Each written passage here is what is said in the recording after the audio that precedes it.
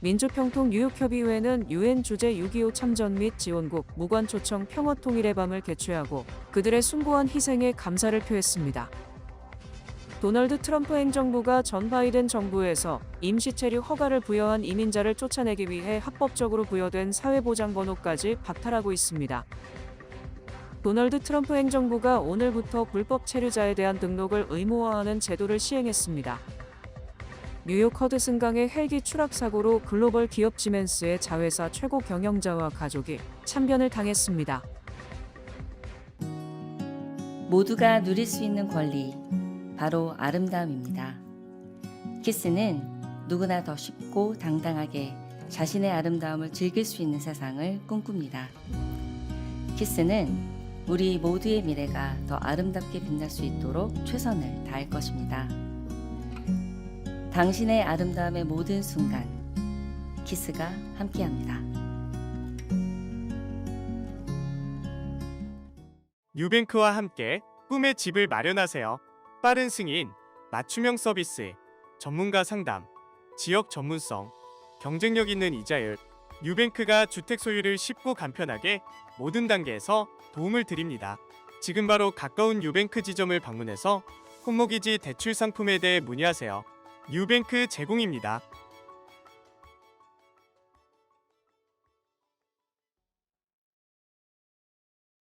민주평통 뉴욕협의회는 유엔 주재 6.25 참전 및 지원국 무관 초청 평화통일의 밤을 개최하고 그들의 숭고한 희생에 감사를 표했습니다. 10일 플러싱 소재 디모스 연회장에서 뉴욕 평통 주관으로 63개국의 유엔 주재 무관과 한국전 참전용사, 뉴욕 평통 자문위원 등 200여 명이 참석해 성황을 이뤘습니다. 이날 각국을 대표하는 무관들은 롱아일랜드 한국학교 뉴욕한 인청소년합창단 단원들과 함께 뜨거운 박수를 받으며 입장했습니다.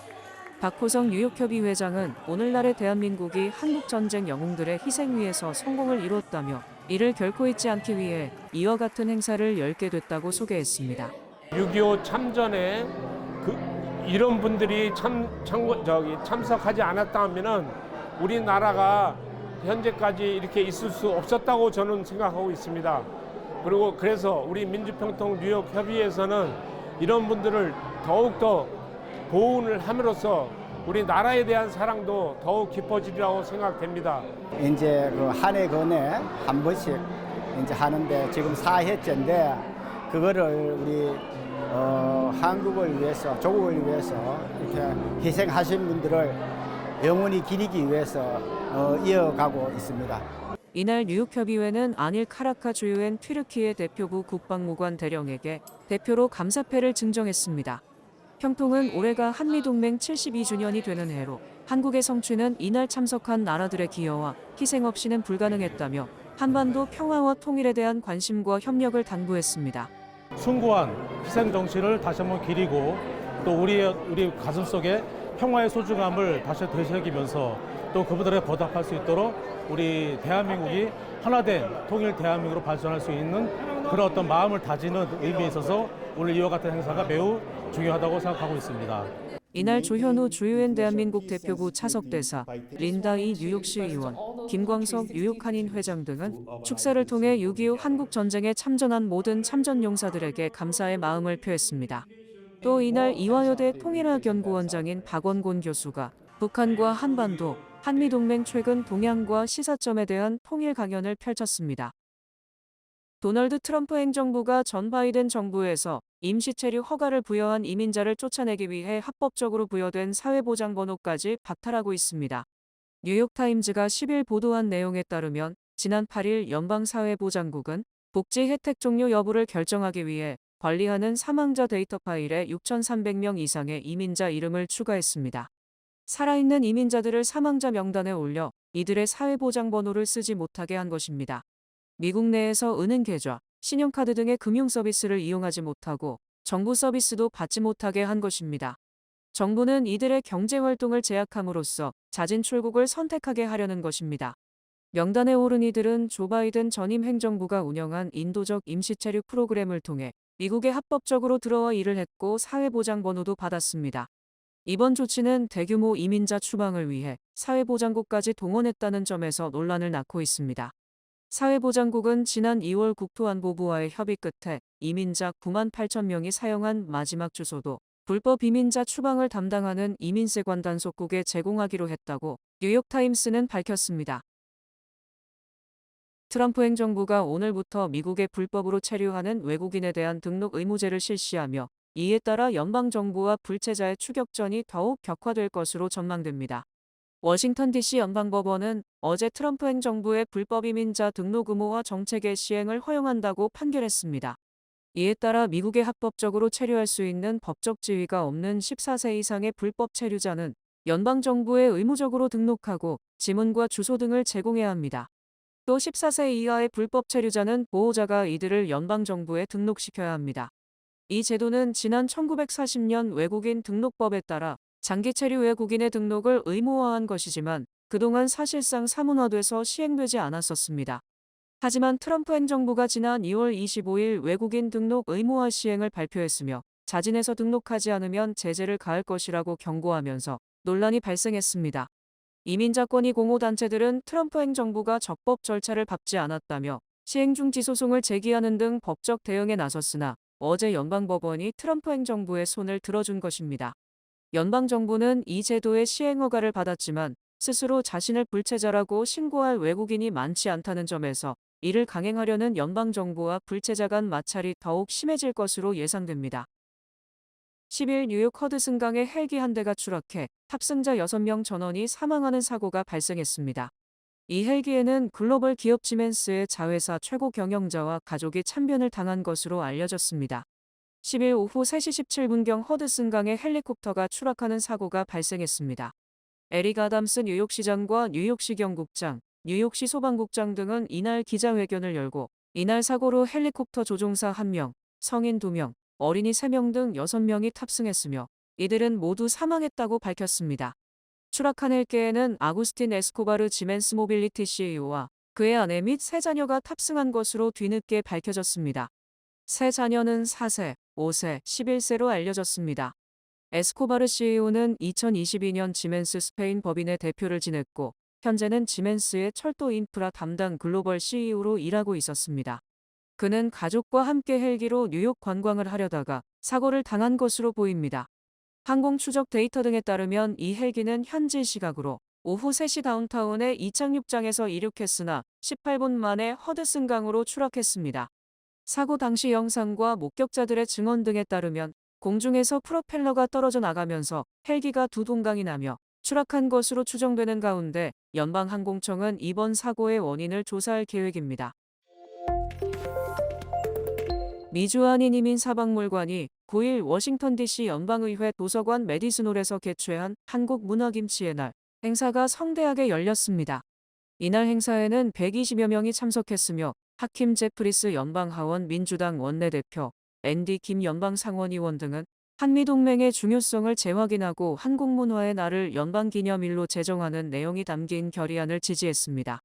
매년 연방의회 김치의 날 지정 지지 결의안 채택을 주도하고 있는 김민선 미주한인 이민사박물관장은 김치의 날을 올해부터 한국문화김치의 날로 이름을 바꿔 미국경일 지정을 추진하고 있다고 밝혔습니다. 제21대 대통령 선거의 재외선거가 다음 달 20일부터 25일까지 실시되는 가운데 중앙선거관리위원회가 오늘부터 뉴욕 총영사관 등 18개 재외공관의 재외선거관을 파견했습니다. 중앙선거관리위원회는 한국 시간 10일 재외동포청의 제21대 대통령 선거 재외선거관 명단 통보 및 행정직원 채용이라는 제목의 공문을 보내 협조를 요청했으며 재외동포청은 다시 이를 18개 재외공관에 보내고 귀관은 관련 업무에 필요한 조치를 바란다고 밝혔습니다. 본방송이 입수한 이 공문에 따르면 뉴욕 총영사관에 파견되는 재외선거관은 1974년생인 서기관 직급의 김철원 씨로 파견 기간은 오늘부터 6월 23일까지입니다. 또 뉴욕 총영사관 외에 주미대사관, 로스앤젤레스, 샌프란시스코, 애틀란타, 휴스턴, 시애틀, 시카고 등 재외선거관 파견 공관 18개 중 미국 내 공관이 8개에 달했습니다. 미국 외에도 중국은 주중 대사관과 상하이 및 칭다오 총영사관 등 3개 공관, 일본은 주일 대사관과 오사카 총영사관 등 2개 공관, 그 외 프랑스, 호주, 필리핀, 베트남, 독일 등의 재외선거관이 파견됩니다. 중앙선관위는 또 이들 18개 공관의 공관장에게 재외선거 관리를 위해 행정직원 1명씩을 채용하라고 지시하고 채용 공고문, 지원 자격 등도 공관에 보낸 것으로 확인됐습니다. 이 공문에 따르면 재외선거관리 행정직원은 일일 8시간 주 40시간 일하며 기본급 외의 주거보조비 등은 재외공관 행정직원 운영 지침에 적용을 받으며 의료보험에 가입하면 보험료 납입액의 80%를 지원해준다고 밝혔습니다. 연방정부 지출 2조 달러 절감을 장담했던 일론 머스크 테슬라 최고 경영자가 최근 목표치를 1,500억 달러, 즉 13분의 1로 하향 조정, 결국 말뿐인 공연불이었다는 비판이 제기됐습니다. 뉴욕타임스는 일론 머스크가 어제 강요회의에서 트럼프 대통령에게 연방정부의 낭비와 부정을 줄여 2026 회계연도에 약 1,500달러를 절감할 것이다. 이를 보고하게 돼서 기쁘다고 말했습니다. 머스크는 지난해 대선 과정에서 연방정부 지출을 2조 달러 줄일 수 있다고 호언장담했고 트럼프 취임 뒤 정보효율부 수장을 맡으면서 차기 회계연도에 1조 달러를 줄일 것이라고 주장했었습니다. 하지만 머스크는 결국 차기 회계연도 절감액을 1,500억 달러로 제시했으며 이는 당초 자신이 장담한 2조 달러에서 13분의 1 토막이 난 것입니다. 뉴욕타임스는 트럼프 대통령이 이전 강요회의에서 머스크가 제일 먼저 발언을 하도록 했으나 어제는 피트 헤그세스 국방장관에게 첫 발표를 맡겼다고 전했습니다. 결국 머스크의 발언 순서는 뒤로 밀렸고 발언 시간도 짧았으며 이는 트럼프 대통령이 머스크에 대해 이제 물러나라는 간접적인 압력으로 풀이됩니다. 머스크는 어제 강요회의에서도 정부 지출 부정 사용을 어떻게 찾아내느냐는 반박성 질문을 받았고 사실 어느 방향으로 조사해도 찾아낼 수 있다. 목표물이 풍부하다고 답했습니다. 하지만 언론들은 정보효율부 웹사이트에서 머스크가 자랑한 수치는 오류가 많으며 절감액 상세 내역에서 같은 항목을 3번이나 중복해서 과대 포장하기도 했고 일부는 약 20년 전 부시 행정부 때 종료된 사업을 마치 자신의 업적인 듯 내세웠다고 지적했습니다. 트럼프 대통령이 관세부가 관세유예 보복관세 등을 반복하면서 백악관이 중국에 대한 관세가 몇 %인지조차 제대로 파악하지 못하는 것으로 드러났습니다. 백악관은 10일 중국에 대한 관세가 50% 추가 관세를 포함 125%라고 말했다가 다시 이를 수정 145%라고 발표하는 등 너무 자주 관세를 부과하고 바꾸는 바람에 정확한 관세율도 모르는 등 대혼란상을 노출했습니다. 백악관은 당초 중국이 미국에 유입되는 펜타닐 원료 등에 대한 미온적 대응을 문제 삼아 20% 관세를 부과했었다며 여기에다 상호관세 125%를 더하면 145%가 중국에 대한 정확한 관세이며 10일 0시 1분부터 적용된다고 주장했습니다. 또 테무 등 800달러 이하 소액관세도 다음 달 2일부터 90% 인상이 아니라 120% 인상으로 상향 조정됐습니다. 백악관이 이처럼 관세율을 혼동할 정도라면 상무부나 관세 업무 담당 부서는 더 큰 혼란을 빚을 것으로 추정되며 원래도 행정 능력이 취약하다는 평가를 받아온 미국 행정부가 트럼프의 중구난방식 관세로 과연 제대로 집행이 될지를 의심받는 상황에 이르렀습니다. 미국이 이처럼 중국에 대한 상호관세에다 추가 관세까지 단행하자 중국은 현지 시간 12일부터 미국산 수입품에 대한 관세를 기존 84%에서 125%로 인상한다고 밝혔습니다. 하지만 중국 국무원의 이 같은 조치는 미국이 중국 상품에 대해 125% 관세를 부과했을 때의 대응이며 어제 백악관이 145%라고 밝힘에 따라 중국은 오늘 내일 중 다시 미국에 대한 관세를 145%로 인상할 것이 확실시됩니다. 트럼프발 상호관세로 미중 관세 전쟁이 발발하면서 세계 경제의 양대축인 두 나라 간의 무역이 사실상 멈춰설 수 있다는 우려가 제기됐습니다. 월스트리트저널은 트럼프 행정부가 관세 전쟁을 중국과의 이판사판식 대결로 몰아가고 있다. 양국 갈등이 퇴로가 보이지 않을 정도로 고조되고 있다고 분석했습니다. 특히 도이치뱅크는 미국과 중국이 무질서한 경제적 디커플링, 즉 양국이 경제적으로 분리되고 있으며 이 과정이 차분하게 진행되는 것이 아니라 무질서하게 진행됨으로써 더 큰 혼란이 생기고 있다고 주장했습니다. 또 미국 텍스 파운데이션은 트럼프 대통령이 중국에 부과한 세 자릿수 관세로 인해 양국 교역 대부분이 중단될 것 같다.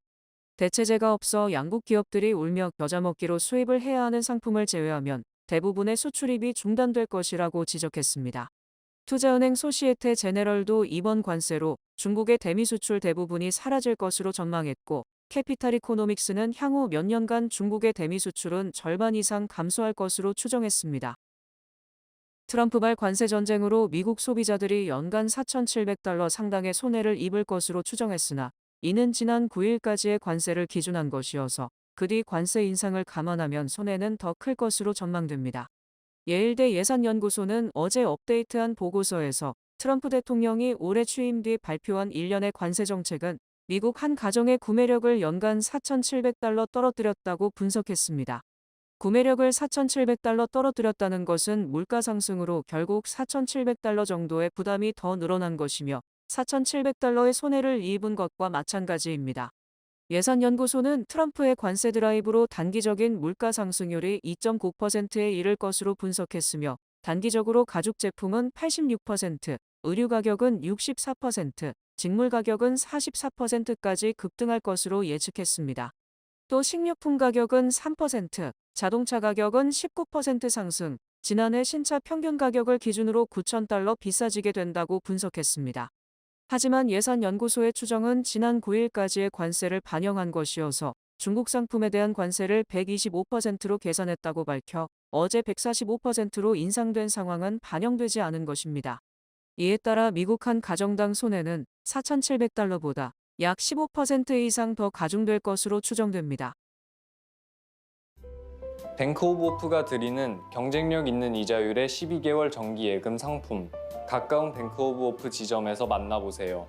이 프로그램은 희망을 설계하는 전문가들의 은행, 뱅크 오브 호프 제공입니다. 주요 단신 전해드립니다. 도널드 트럼프 2기 행정부에서 미국의 전 세계 미군 배치 조정이 검토되고 있는 가운데 한반도와 인도태평양 지역을 담당하는 미군 사령관들이 10일 일각의 주한미군 감축론에 부정적인 입장을 밝혔습니다. 뉴욕시가 오는 2028년까지 공립학교 교사 3,700명을 충원하고 학급 정원 규모를 줄여나가기로 했습니다. 독일 자동차 업체 BMW가 트럼프 행정부의 자동차 관세 부담을 줄이기 위해 미국 현지 생산을 늘리는 방안을 검토하기 시작했습니다. 이탈리아 명품 브랜드 프라다가 베르사체를 12억 5천만 유로에 인수하는 계약을 체결함으로써 루이비통, 크리스찬 디올 등을 보유한 프랑스의 루이비통 모에 헤넷이 구찌를 소유한 프랑스 캐링 등과 본격적인 경쟁에 나섭니다. 미국의 관세가 운송 중인 차량의 가치 평가에 영향을 미쳐 독일 자동차 업체 폭스바겐의 1분기 영업이익이 작년 동기 대비 40% 급감한 것으로 나타났습니다. 미국의 대중국 고율 관세에 대한 맞불 수단으로 중국이 할리우드 영화 수입을 줄이겠다고 밝혔습니다. 뉴욕시 의회는 시민들의 공중화장실 접근성을 높이기 위해 오는 2035년까지 뉴욕 시내 공중화장실을 최소 2,120개까지 늘려야 한다는 내용의 조례안을 통과시켰습니다. 일주일에 8잔 이상의 술을 마시는 과음은 기억력 및 사고력 저하 등 뇌손상 위험을 증가시킨다는 새로운 연구 결과가 나왔습니다. 날씨 전해드립니다. 토요일인 내일은 비가 내리겠습니다. 낮 최고 기온은 43도, 최저 기온은 40도입니다. 해 뜨는 시간은 6시 22분, 해 지는 시간은 7시 32분입니다. 이상으로 주간 날씨와 세계 날씨 전해드립니다.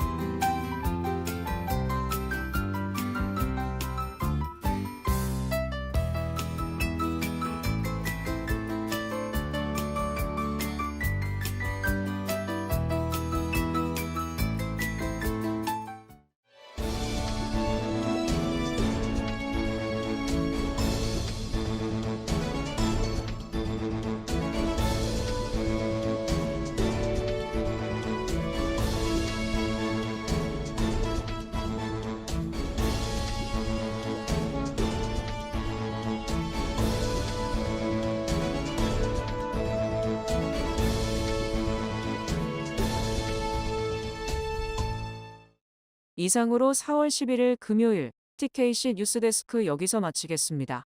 시청해주신 여러분 고맙습니다.